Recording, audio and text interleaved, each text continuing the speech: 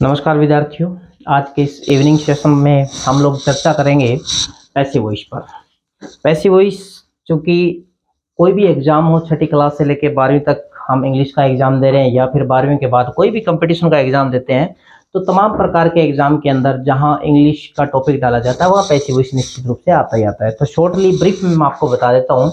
आपके पास जो सेंटेंस ज़्यादातर पूछा जो जाता है, आपके पास सेंटेंस दिया हुआ मिलेगा आपको एक्टिव वॉइस के अंदर, क्योंकि आपको पता है वॉइस दो प्रकार की होती है। एक्टिव वॉइस में आपको सेंटेंस दिया हुआ मिलेगा और उस सेंटेंस को अपने को चेंज करना होता है पैसिव वॉइस के अंदर। कोई मुश्किल नहीं है, थोड़ा सा यदि हम माइंड काम में लेंगे, थोड़ा सा यूज करेंगे दिमाग का, तो किसी भी एक्टिव वाक्य को पैसिव वॉइस में बनाना अगले 10 मिनट के भीतर भीतर हम लोग सीख जाएंगे, ठीक है ना। अब किसी भी एक्टिव वाक्य को पैसिव में बनाने के लिए बेसिक जो मुख्य मुख्य बातें अपने को ध्यान में रखनी होती है वो कौन कौन सी होती है, पहले उनके ऊपर मैं चर्चा करूँ। एक तो अपने को सेंटेंस का जो स्ट्रक्चर होता है उस स्ट्रक्चर के बारे में अपने को जानकारी होनी चाहिए। स्ट्रक्चर के अंदर अपने को पता होना चाहिए कि वाक्य के अंदर सबसे पहले मैं सकारात्मक वाक्य की बात कर रहा हूँ, अफर्मेटिव वाक्य की। तो अफर्मेटिव वाक्य में सबसे पहले सब्जेक्ट होता है, उसके बाद में वर्ब होती है और वर्ब के बाद में अपने पास ऑब्जेक्ट होता है, ठीक है ना। अब वाक्य से अफर्मेटिव हो, नेगेटिव हो, इंटरगेटिव हो, वाक्य के अंदर ये तीन तत्व तो होंगे ही होंगे। इनकी चर्चा हम क्यों कर रहे हैं, ये भी इसके पीछे कारण है, ठीक है ना।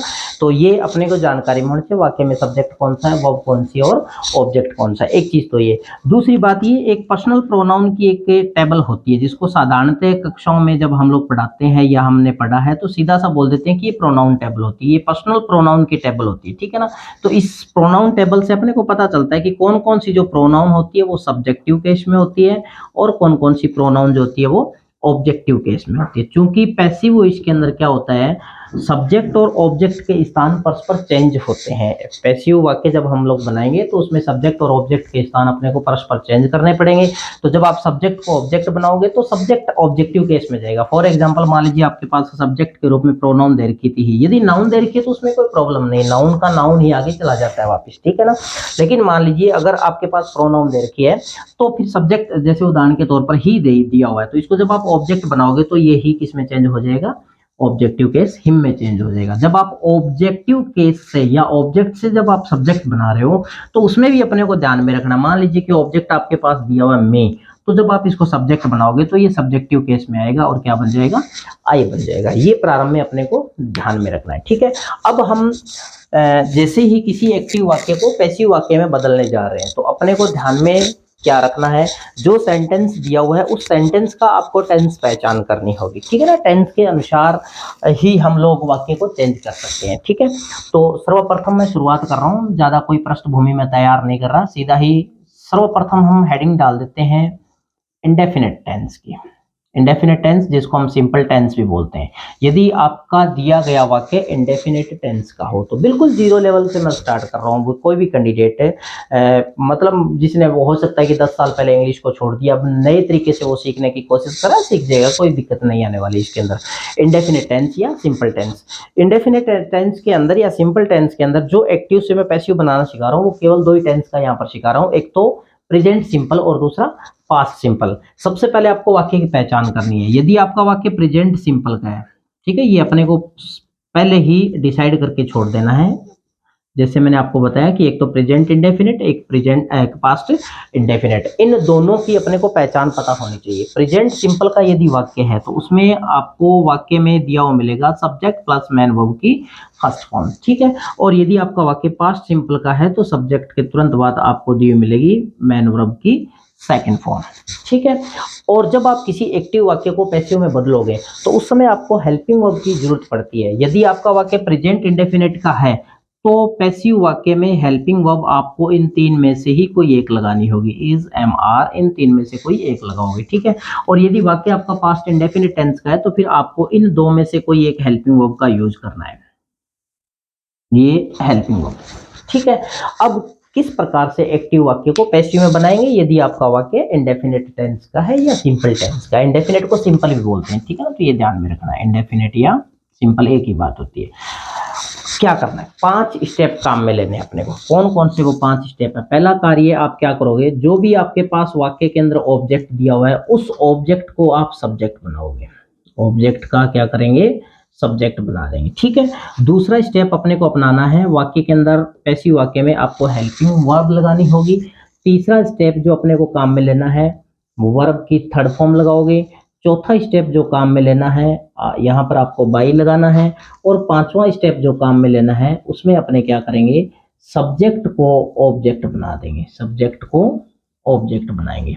ठीक है, पहला स्टेप ऑब्जेक्ट को सब्जेक्ट बनाना है, उसके बाद हेल्पिंग वर्ब लगानी है, फिर वर्ब की थर्ड फॉर्म लगानी है, फिर बाई लगाना है, फिर सब्जेक्ट को ऑब्जेक्ट बनाना है। एक चीज अपने को और ध्यान में रखनी है, ठीक है ना, क्योंकि हम जब समझ ही रहे हैं तो ये जो यहाँ पर हम बाई लगा रहे हैं, ये जरूरी नहीं है कि 100% सेंटेंस में बाई ही लगेगा। कुछ ऐसे 1% वाक्य ऐसे भी आपको दिए मिल जाएंगे, बाई की जगह दूसरी और भी कोई प्रेपोजिशन डाली जा सकती है। 99% अपने को बाई का ही प्रयोग करना होता है, तो एक बार के लिए हम यही सोच लें कि यहाँ पर अपने बाई ही लगाएंगे। ठीक है ना, आपके पास जो भी वाक्य दे रखा है उस वाक्य में सर्वप्रथम आपको जो काम करना है वो करना है, आपको ये देखना है कि क्या आपका वाक्य इंडेफिनिट टेंस का है या फिर नहीं है। पहचान हो गई सर हमारा वाक्य इंडेफिनिट टेंस का है, तो उसके बाद आप इन पांचों स्टेप्स को इसी क्रम के अंदर अप्लाई करके देखेंगे, आंसर करते जाओगे, उत्तर अपना सही होगा। पहला काम ऑब्जेक्ट को सब्जेक्ट बनाना है। ठीक है ना, वाक्य में गुरुजी ऑब्जेक्ट कहाँ मिलेगा, ये चीज मैं पहले ही आपको बता देता हूँ। बहुत बार इसके अंदर हम मात खा जाते हैं कि वाक्य में ऑब्जेक्ट, ज्यादातर कक्षाओं के अंदर क्या बता दिया जाता है कि वाक्य के लास्ट में आप जाइए ऑब्जेक्ट दिया मिलेगा। नहीं, ऐसा नहीं होता है। ऑब्जेक्ट की जब भी पहचान करनी है, आपके वाक्य में जो मैन वर्ब दे रखी है उसके तुरंत बाद में आपका ऑब्जेक्ट स्टार्ट हो जाता है और आगे कोई ना कोई प्रेपोजिशन दी हुई होती है, उस प्रेपोजिशन तक आपका ऑब्जेक्ट रहने वाला है। ठीक है ना, बीच में ये वाला जो भाग है वो क्या होगा, ऑब्जेक्ट होगा। ये 5 स्टेप, पहले वाक्य में टेंस की पहचान और उसके बाद में इन 5 स्टेप का हम लोग यूज करेंगे। चलिए एक दो वाक्य में बता देता हूँ, फिर उसके बाद हम अगले टेंस पर चर्चा करेंगे या अगले टेंस के वाक्य पर हम लोग चर्चा करने वाले हैं। यदि प्रेजेंट इंडेफिनिट का वाक्य है तो सब्जेक्ट के तुरंत बाद आपको वर्ब की फर्स्ट फॉर्म दे रखी होगी। यदि पास्ट इंडेफिनिट का वाक्य है तो सब्जेक्ट के तुरंत बाद मैन वर्ब की सेकंड फॉर्म दे रखी है। ये तो टेंस की पहचान है। चलिए गुरुजी हम एक वाक्य देखते हैं। मान लीजिए आपके पास वाक्य दिया हुआ है, Manish plays football in the ground. Manish plays football in the ground. ठीक है, अब ये वाक्य है, इसका पैसिव वॉइस बनाना है। सीधा सा सेंटेंस आपके पास दिया होगा और ऊपर पर्सन लिखा होगा, change the following sentence into passive voice. Clear सी बात है, आपके पास वाक्य एक्टिव वॉइस में दे रखा है, इसको पैसिव वॉइस में चेंज करना है। चेंज करने से पहले अपने को देखना पड़ेगा कि वाक्य कौन से टेंस का है। तो इसके लिए हमारे पास वाक्य में ये सब्जेक्ट दे रखा है, सब्जेक्ट के तुरंत बाद मैन वर्ब की फर्स्ट फॉर्म दी हुई है, तो वाक्य प्रेजेंट सिंपल हो गया। अब अपने को 5 स्टेप काम में लेने हैं। पहला कार्य ऑब्जेक्ट को सब्जेक्ट बनाना है। ऑब्जेक्ट दे रखा है अपने पास, क्योंकि मैंने बता दिया प्ले मैन वर्ब है, इसके तुरंत बाद ऑब्जेक्ट स्टार्ट हो गया। इन प्रेपोजिशन है, इससे पहले का जो भाग है ये ऑब्जेक्ट हो गया। ठीक है, इसको हम लोग सब्जेक्ट बनाते हैं। तो फुटबॉल को पिक किया, सब्जेक्ट की जगह लेके आ। जो सब्जेक्ट बनाने का मतलब आप इसको उठा के वहां से सब्जेक्ट की जगह लेके आओगे। क्लियर। दूसरा स्टेप हमने क्या लिखा था अभी थोड़ी देर पहले, हेल्पिंग वर्ब लगानी है। Helping verb is am are, तीनों में से कोई एक लगेगी क्योंकि आपका वाक्य प्रेजेंट सिंपल का है, और यदि पास्ट सिंपल का होता तो वॉज वर्ब में से कोई एक लगा देते। चलिए प्रेजेंट सिंपल में इज एम आर में से कोई एक लगाएंगे। फुटबॉल एक वचन दे रखा है तो इसका मतलब यहाँ पर अपने को इज लगाना पड़ेगा।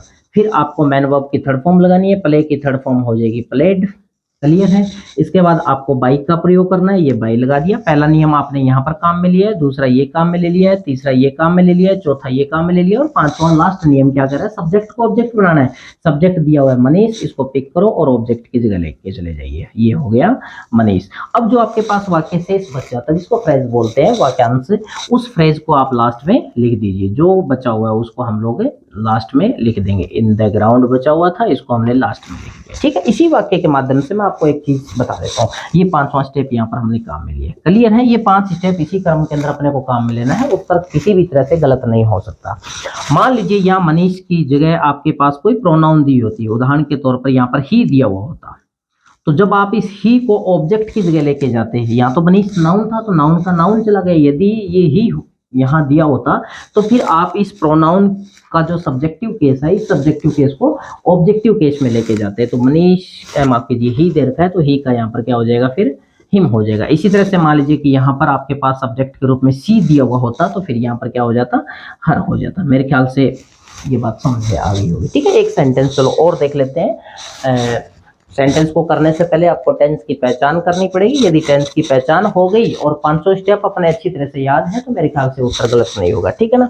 और अब कई बार आ जाता है कि कई विद्यार्थियों मेरे पास कमेंट आते हैं, बोलते हैं कि सर हमें वर्ब्स याद नहीं रहते। देखिए एक चीज है, याद करने वाली चीजें अपने को याद करनी पड़ेगी, ठीक है ना। रट्टा मारने से कुछ नहीं होगा, प्रैक्टिस धीरे धीरे प्रैक्टिस करोगे तो याद रहता रहेगा। और जो कैंडिडेट कंपटीशन की तैयारी कर रहे हैं उनके वर्ब वाली प्रॉब्लम यहाँ पर तो नहीं होगी, क्योंकि आपके पास 4 ऑप्शन है और 4 ऑप्शन के अंदर आपको वर्ब की थर्ड फॉर्म दी मिलेगी। मतलब जो आंसर सही होगा उसमें वर्ब की थर्ड फॉर्म ऑलरेडी वहां पर दी मिलेगी। चलिए एक मान लीजिए आपके पास सेंटेंस दे रखा है, we wrote a story, we wrote a story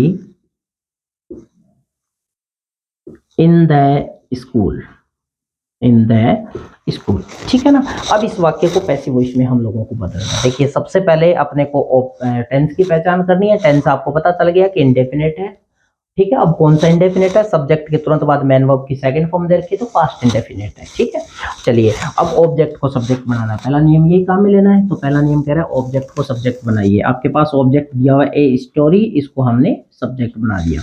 इसके बाद आपको हेल्पिंग वर्ब लगानी है। हेल्पिंग वर्ब क्योंकि आपको पता चल गया कि वाक्य पास्ट सिंपल टेंस का है तो हेल्पिंग वर्ब वॉज या वर्ब में से कोई एक लगेगी। ए स्टोरी के साथ हम किसका प्रयोग कर देंगे, वॉज का। फिर आप वर्ब की थर्ड फॉर्म लगाओगे। तीसरा नियम, वर्ब आपके पास राइट दे रखी है और राइट की थर्ड फॉर्म क्या हो जाएगी, सर जी रिटर्न हो जाएगी, ठीक है।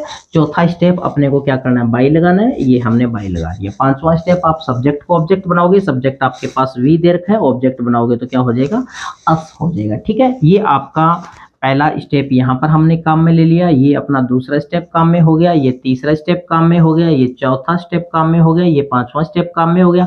अब इसके बाद वाक्य के अंदर एक प्रीपोजिशनल फ्रेज यहाँ पर बची हुई है, जो बचा हुआ भाग है उसको लास्ट में आप लिख दीजिए, उसका पैसिव वॉइस नहीं बनता है। ये यहाँ हमने लिख दिया, ये हो गई क्लियर कंडीशन।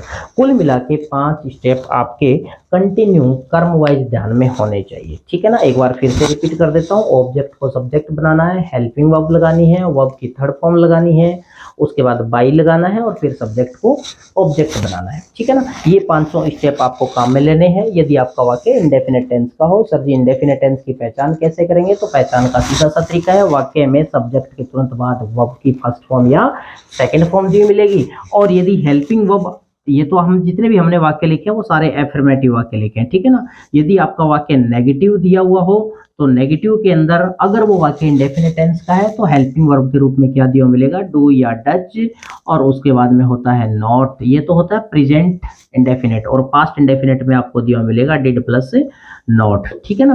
तो डू डज और डिड को देख के पता चल जाएगा कि आपका वाक्य इंडेफिनिट टेंस का है। अब एक चीज और ध्यान रखना, आपके पास हेल्पिंग वर्ब डू डज और डिड दे रखी हो, फॉर एग्जांपल कोई वाक्य आ गया जिसके अंदर डिड हेल्पिंग वर्ब दे रखी है, तो जब आप पैसिव वॉइस बनाओगे तो इन तीनों हेल्पिंग वर्ब का प्रयोग पैसिव वॉइस में नहीं होता है, ये विशेष रूप से ध्यान रखोगे, ठीक है ना। डू या डज दे रखा है तो वापस प्रेजेंट इंडेफिनिट की हेल्पिंग वर्ब अपने क्या लगाते आ रहे हैं, इज एम आर लगाते आ रहे हैं, तो यही अपने को काम में लेनी है। और यदि डिड का प्रयोग आपके एक्टिव वाक्य में दे रखा है तो फिर पैसिव वाक्य बनाते समय आपको हेल्पिंग वर्ब क्या लगानी होगी, वॉज या वर, ये ध्यान रखोगे, ठीक है ना। एक वाक्य में चलो आपको नेगेटिव बता देता हूँ यहाँ पर, और बाकी ज़्यादा सेंटेंस हम यहाँ पर नहीं कर सकते, आपको खुद को प्रैक्टिस करनी होगी। प्रैक्टिस के लिए आप कहीं से भी उठाइएगा, ठीक है ना। आपके पास 6ठी 7वीं 8वीं 9वीं 10वीं 11वीं 12वीं या फिर कोई कंपटीशन लेवल की कोई भी गाइड है, सबके अंदर नियम सेम रहते हैं, वहां से आप कोई भी सेंटेंस उठाइएगा, उसका एक्सरसाइज करके देखोगे। एक मान लीजिए आपके पास सेंटेंस दिया हुआ है, you do not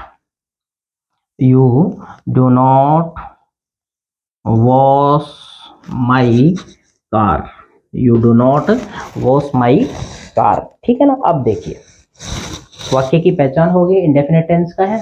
500 step counting में आ जाइए। पहला काम अपने को क्या करना है, ऑब्जेक्ट को सब्जेक्ट बनाना है। वाक्य में ऑब्जेक्ट क्या दे रखा है, माई कार, इसको सब्जेक्ट बना दीजिए, ये हो गया माई कार। अब जब आप इसको देख रहे हैं आपको ऐसा लग रहा होगा कि सर ये माई दे रखा है तो इसका आई नहीं बनेगा, क्या नहीं, आपको केवल सब्जेक्टिव केस को ऑब्जेक्टिव में चेंज करना होता है, ऑब्जेक्टिव को सब्जेक्टिव में चेंज करना होता है। माई जो है वो पॉजेसिव एडजेक्टिव है यहाँ पर, ठीक है ना। तो माई कार आपका ऑब्जेक्ट का सब्जेक्ट हो गया। इसके बाद आपको हेल्पिंग वर्ब लगानी है। वाक्य में देखिए हेल्पिंग वर्ब क्या दे रखी है, डू दे रखी है। क्योंकि मैंने आपको अभी थोड़ी देर पहले बताया कि अगर डू या डज हेल्पिंग वर्ब दे रखी हो तो आप पैसिव में इज एम आर का प्रयोग करोगे। My car is a singular subject, तो इसके साथ इज का प्रयोग हो जाएगा। ठीक है, वाक्य आपका नेगेटिव था। नेगेटिव वाक्य के जैसे आप जानते हो तीसरे स्थान पर अपने को नॉट लगा देना होता है।